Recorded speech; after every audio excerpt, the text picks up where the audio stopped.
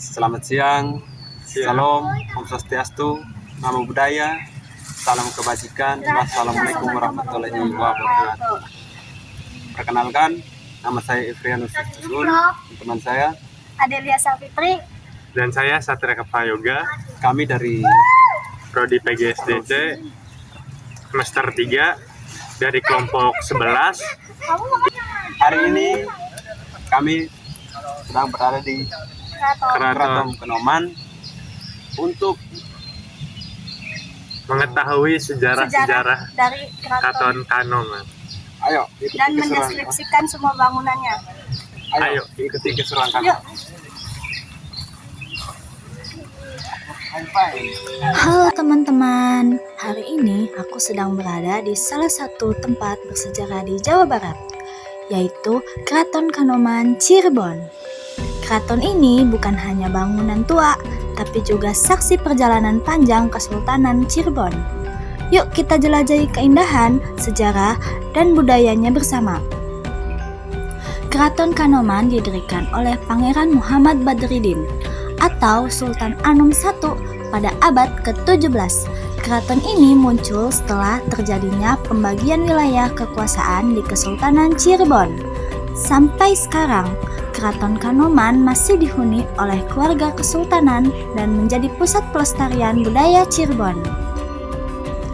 Keraton Kanoman terletak di belakang Pasar Kanoman, Kota Cirebon. Begitu masuk, suasananya langsung terasa berbeda, tenang, sakral, dan penuh nilai sejarah.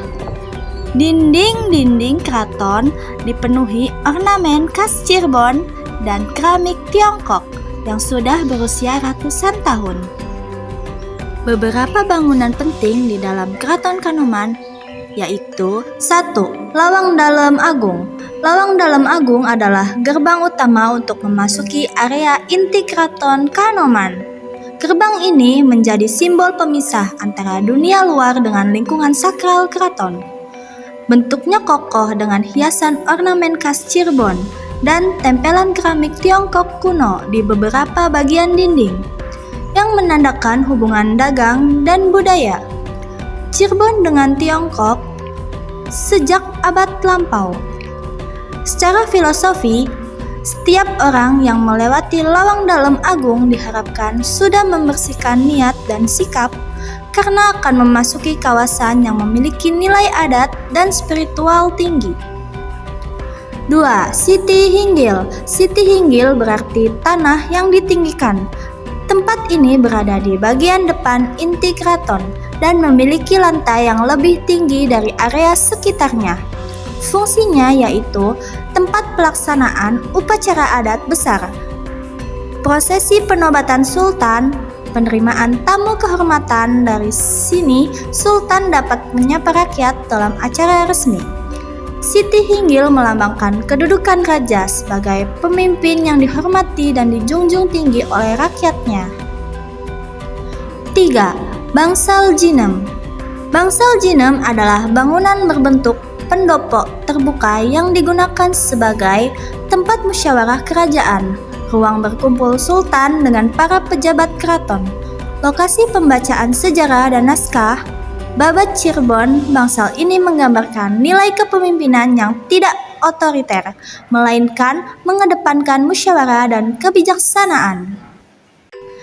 4. Lonceng yang ada di Keraton Kanoman Cirebon, yang dikenal dengan sebutan lonceng Gajah Mungkur, bukan berasal dari keraton itu sendiri atau dibuat oleh pengrajin lokal pada masa Sultan. Lonceng ini sebenarnya merupakan hadiah dari Gubernur Jenderal Inggris, yaitu Sir Thomas Stamford Raffles, kepada Sultan Kanoman IV, yaitu Sultan Komarudin I, saat Raffles menjabat sebagai Gubernur Jenderal di Jawa antara tahun 1811 sampai 1816 Masehi.